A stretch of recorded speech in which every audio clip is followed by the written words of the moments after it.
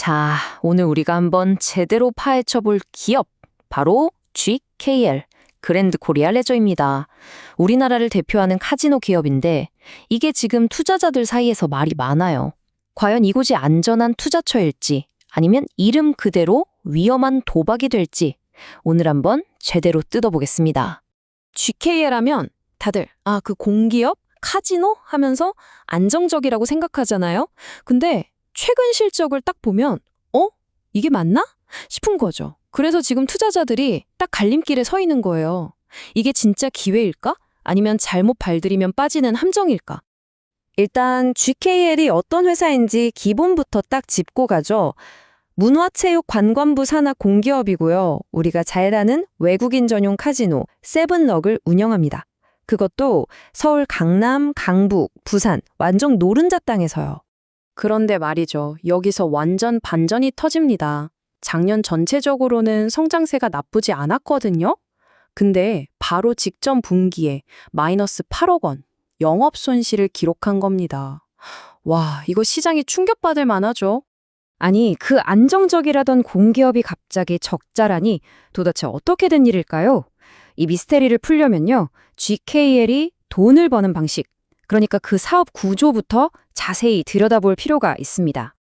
자, 이걸 보시면 바로 감이 오실 거예요. 매출의 90% 이상이 보이시죠? 테이블 게임에서 나옵니다. 머신 게임은 10%도 안 돼요. 이게 뭘 의미하냐면요. GKL은 소위 말하는 큰 손, 즉 VIP 고객들이 와서 팍팍 써줘야 돌아가는 구조라는 겁니다. 이 VIP 의존도가 엄청나게 높다는 거죠. 그럼 이 VIP 실적을 볼 때 꼭 나오는 용어가 있는데 바로 드로백입니다. 어렵게 생각할 거 없고요. 그냥 손님들이 게임하려고 주머니에서 돈 꺼내서 칩으로 바꾼 총 금액, 바로 그겁니다. 이게 높을수록 카지노가 북적했다는 뜻이겠죠? 자, 그럼 이런 충격적인 적자에도 불구하고 아니야, GK에는 그래도 괜찮아. 앞으로 더 좋아질 거야 라고 보는 시각도 분명히 존재합니다. 왜 그렇게 생각하는지 그 긍정적인 신호들을 한번 살펴보죠. 가장 큰 이유는 바로 이겁니다. 일본 VIP들이 돌아오고 있다는 거, 그것도 아주 강력하게요. 코로나 이전보다 씀씀이가 142%나 늘었다고 하니까요. 여기에 일반 손님들도 꾸준히 늘고 있고요. 뭐니 해도 정부가 뒤에 딱 버티고 있는 공기업이라는 점. 이게 엄청난 경제적 해자가 되는 거죠. 나중에 중국 VIP까지 돌아오면 실적 회복은 물론이고 배당도 쏠쏠할 거란 기대는 돼 있고요. 하지만요, 동전에는 양면이 있는 법이죠. 이렇게 장밋빛 전망만 있는 건 아닙니다.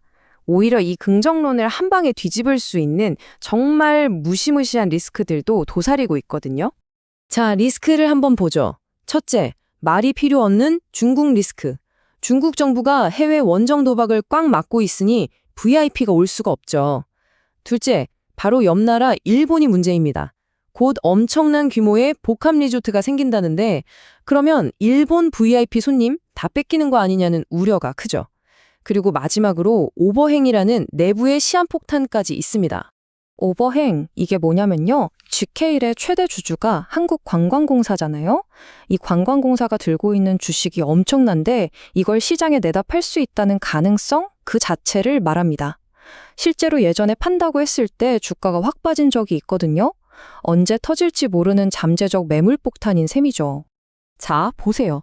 긍정론과 비관론이 정말 팽팽하게 맞서고 있죠? 이럴 땐 감으로 판단하면 안 됩니다.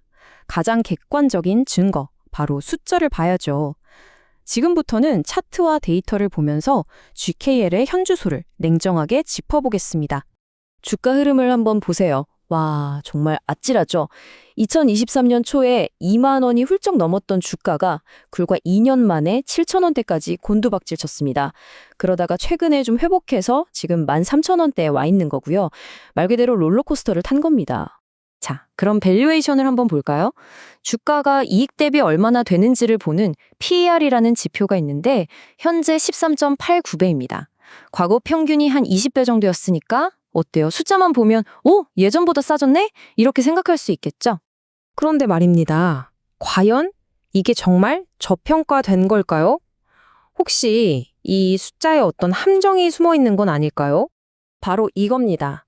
지금 보는 저 PER은요, 어디까지나 과거에 돈을 잘 벌었을 때를 기준으로 계산된 숫자입니다. 그런데 우리 방금 봤잖아요. 최근에 적자를 냈죠. 그럼 앞으로 벌어들일 이익에 대한 기대치, 즉 미래 이익 추정치는 어떻게 될까요? 당연히 낮아지겠죠. 그럼 지금의 낮은 PER은 사실상 큰 의미가 없는 착시 효과에 가깝다고 볼 수 있는 겁니다. 그래서 증권사에서는 보통 이렇게 시나리오를 나눠서 제시합니다. 가장 좋은 케이스, 그러니까 중국 VIP도 돌아오고 배당도 빵빵하게 주는 상황에서는 목표 주가가 19,500원까지도 가고요. 반대로 최악의 경우 적자가 계속되고 오버행 리스크까지 터지면 10,000원까지도 떨어질 수 있다는 거죠. 이 가격대의 폭을 보세요. 거의 2배 차이죠. 이게 바로 지금 GKL이 처한 불확실성의 크기를 그대로 보여주는 겁니다. 자, 그러면 이쯤에서 정리를 좀 해가야겠죠? 좋은 점, 나쁜 점, 그리고 숫자까지 다 봤는데, 그래서 결론이 뭔데? 우리 투자자들은 이제 어떻게 해야 하는 걸까요? 최종 전략과 전망을 한번 살펴보겠습니다. 한눈에 딱 들어오시죠? 한쪽에는 돌아온 일본 VIP와 튼튼한 재무 구조라는 든든한 장점이 있고요. 다른 한쪽에는 4분기 적자 쇼크, 중국 리스크, 오버행 우려라는 만만치 않은 단점들이 버티고 있습니다. 말 그대로 장점과 단점이 정면으로 충돌하고 있는 상황입니다. 그래서 이 분석 자료에서 내린 최종 투자 등급은 바로 중립, 즉 홀드입니다. 지금 당장 사거나 팔기보다는 일단은 좀 더 지켜보자는 거죠. 그러면서 아주 구체적인 매매 전략을 제시하는데요. 이게 아주 현실적입니다.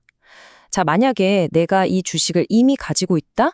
그럼 일단은 보유하되 한 15,000원 근처 저항선에 오면 일부 파는 걸 고려해 보라는 거고요. 만약 새로 사고 싶다? 그럼 지금 따라가지 말고 주가가 좀 조정을 받아서 12,000원대까지 내려오면 그때 사라는 겁니다. 그리고 만약 다음 분기에도 또 적자가 난다? 그때는 미련 없이 비중을 줄여야 한다는 리스크 관리까지 딱 짚어주네요. 결국 이 분석의 핵심 메시지는 이겁니다. GKL로 대박을 노리지 마라. 대신에 주가가 일정 범위 안에서 오르내리는 걸 이용해서, 즉 박스권 매매로 기술적인 반등을 노리거나 나중에 실적이 좋아졌을 때 줄 배당을 보고 투자하는 것이 가장 현명한 전략이라는 거죠. 자, 이렇게 GKL의 현재와 투자 전략까지 꼼꼼히 짚어봤는데요. 여기서 우리는 한 걸음 더 나아가서 이런 근본적인 질문을 던져볼 수 있을 것 같습니다. 온라인 게임이 대세가 되고 주변 국가의 경쟁은 더 치열해지는 이 시대에 과연 GKL의 이 전통적인 오프라인 카지노 모델은 앞으로도 계속 성장할 수 있는 비즈니스일까요? 아니면 시대의 흐름에 뒤처지게 될까요? 이 질문에 대한 답을 고민해보는 것이 GKL 투자의 진짜 시작일지도 모르겠습니다.